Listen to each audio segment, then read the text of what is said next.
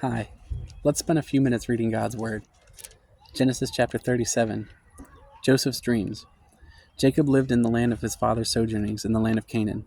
These are the generations of Jacob. Joseph, being 17 years old, was pasturing the flock with his brothers. He was a boy with the sons of Bilhah and Zilpah, his father's wives, and Joseph brought a bad report of them to their father. Now Israel loved Joseph more than any other of his sons, because he was the son of his old age, and he made him a robe of many colors. But when his brothers saw that their father loved him more than all his brothers, they hated him and could not speak peacefully to him. Now Joseph had a dream, and when he told it to his brothers, they hated him even more. He said to them, "Hear this dream that I have dreamed. Behold, we were binding sheaves in the field, and behold, my sheaf arose and stood upright, and behold, your sheaves gathered around it and bowed down to my sheaf." His brothers said to him, "Are you indeed to reign over us, or are you indeed to rule over us?" So they hated him even more for his dreams and for his words. Then he dreamed another dream and told it to his brothers and said, "Behold, I have dreamed another dream. Behold, the sun and the moon and 11 stars were bowing down to me." But when he told it to his father and to his brothers, his father rebuked him and said to him, "What is this dream that you have dreamed? Shall I and your mother and your brothers indeed come to bow ourselves to the ground before you?" And his brothers were jealous of him, but his father kept the saying in mind. Now his brothers went to pasture their father's flock near Shechem, and Israel said to Joseph, "Are not your brothers pasturing the flock at Shechem? Come, I will send you to them." And he said to him, "Here I am." So he said to him, "Go now, see if it is well with your brothers and with the flock, and bring me word." So he sent them from the valley of Hebron, and he came to Shechem, and a man found him wandering in the fields, and the man asked him, "What are you seeking?" "I am seeking my brothers," he said. "Tell me, please, where they are pasturing the flock." And the man said, "They have gone away, for I heard them say, 'Let us go to Dothan.'" So Joseph went after his brothers and found them at Dothan. They saw him from afar, and before he came near to them, they conspired against him to kill him. They said to one another, "Here comes this dreamer. Come now, let us kill him and throw him into one of the pits.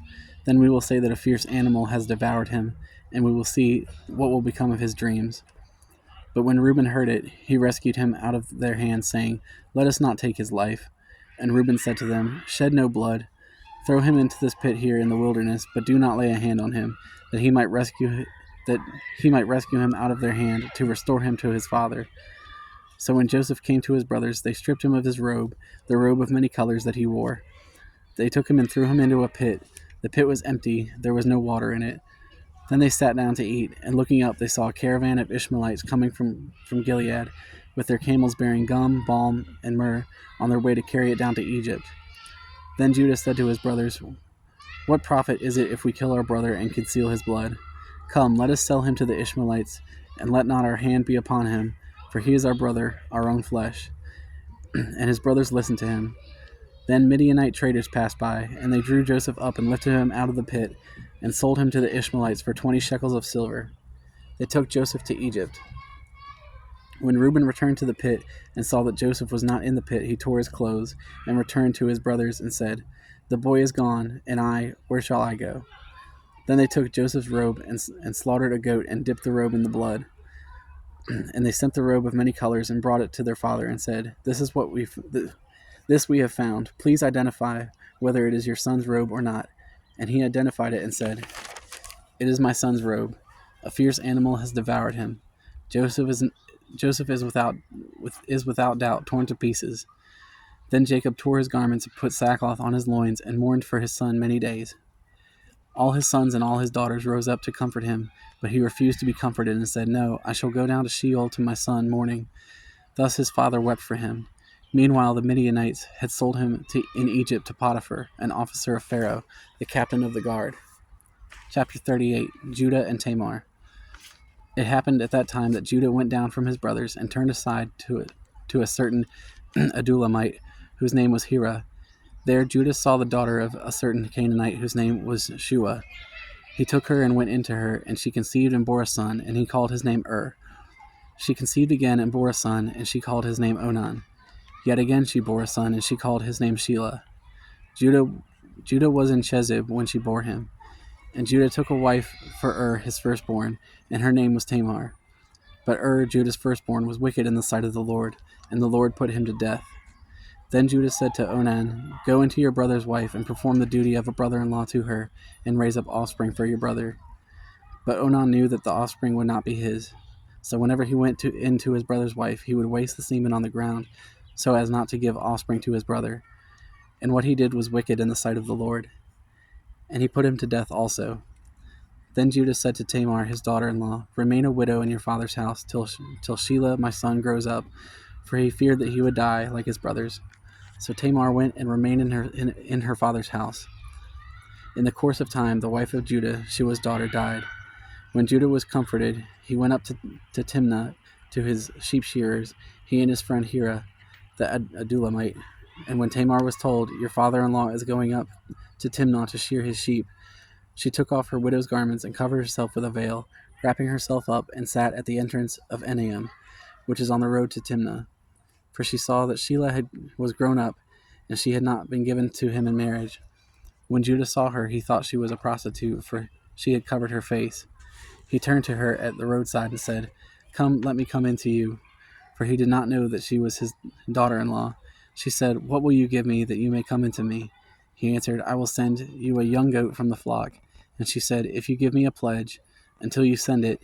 He said, "What pledge shall I give you?" She replied, "Your signet and your cord and your staff that is in your hand." So he gave them to her and went in to her, and she conceived by him. Then she arose and went away, and taking off her veil, she put on the garments of her widowhood. When Judah sent the young goat by his friend the Adulamite to take back the pledge from the woman's hand, he did not find her. And he asked the man of the place, "Where is the cult prostitute who is at Enaim at the roadside?" And they said, "No cult prostitute has been here." So he returned to Judah and said, "I have not found her." Also the men of the place said, "No cult prostitute has been here." And Judah replied, "Let her keep the things as her own, or we shall be laughed at. You see, I sent this young goat, and you did not find her." About 3 months later, Judah was told, "Tamar, your daughter-in-law, has been immoral. Moreover, she is pregnant by immorality." And Judah said, "Bring her out, and let her be burned." As she was being brought out, she sent word to her father-in-law, "By the man to whom these belong, I am pregnant." And she said, "Please identify whose these are, the signet and the cord and the staff."